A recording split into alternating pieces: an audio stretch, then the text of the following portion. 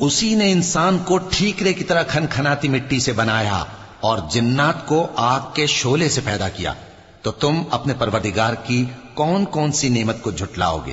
وہی دونوں مشرقوں اور دونوں مغربوں کا مالک ہے، تو تم اپنے پروردگار کی کون کون سی نعمت کو جھٹلاؤ گے؟ اسی نے دو دریا رواں کیے جو آپس میں ملتے ہیں، مگر دونوں میں ایک آڑ ہے کہ اس سے تجاوز نہیں کر سکتے، تو تم اپنے پروردگار کی کون کون سی نعمت کو جھٹلاؤ گے؟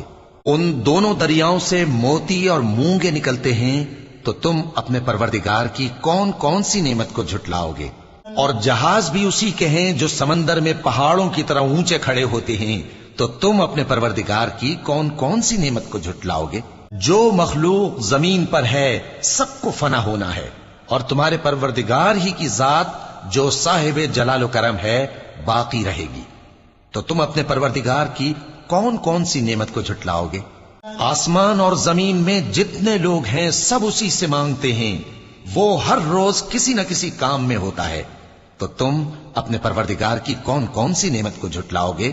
اے دونوں جماعتوں، ہم ان قریب تمہاری طرف متوجہ ہوتے ہیں، تو تم اپنے پروردگار کی کون کون سی نعمت کو جھٹلاؤ گے؟ اے گروہ جن و انس، اگر تمہیں قدرت ہو کہ آسمان اور زمین کے کناروں سے نکل جاؤ تو نکل جاؤ، اور زور کے سوا تو تم نکل سکنے ہی کہ نہیں، تو تم اپنے پروردگار کی کون کون سی نعمت کو جھٹلاؤ گے؟